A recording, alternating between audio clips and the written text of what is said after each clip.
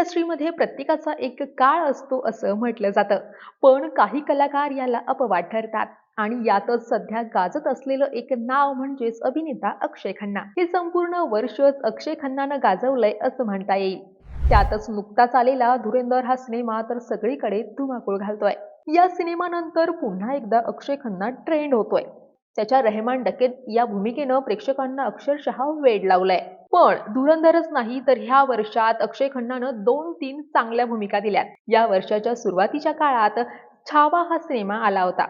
त्यातील खतरनाक विलन औरंगजेबाची भूमिका सुद्धा त्यानंच साकारली होती. आणि त्यातील त्याचा अभिनय अक्षरशः प्रेक्षकांच्या मनाला भिडला होता. असंच काहीसं आता धुरंधर सिनेमाच्या बाबतीत सुद्धा होतंय. या चित्रपटात मुख्य भूमिकेत रणवीर सिंग झळकला असला तरीही 5 दिवसात 150 कोटींचा गल्ला जमवणाऱ्या या चित्रपटात प्रेक्षकांचं लक्ष वेधून घेतलंय ते रेहमान डकेतनेच, म्हणजेच अक्षय खन्ना यानेच. छावाचा औरंगजेब अजूनही प्रेक्षक विसरले नाहीत तोपर्यंत रेहमान डकेतच्या भूमिकेनं प्रेक्षकांना भुरळ घातली. फक्त अभिनयच नाही तर त्याचा धमाल डान्स सुद्धा सध्या चांगलाच तुफान व्हायरल होतोय. आता धुरंधरची हवा असतानाच अक्षयच्या नव्या चित्रपटाचा सुद्धा लूक समोर आलाय. महाकाली या सिनेमात तो असुरांचा गुरु शुक्राचार्य ही भूमिका साकारणार आहे. त्याच्या पोस्टरनं पुन्हा एकदा प्रेक्षकांना चकित केलंय. त्यामुळे पुन्हा एकदा अक्षय धमाका करणार असल्याचं दिसतंय.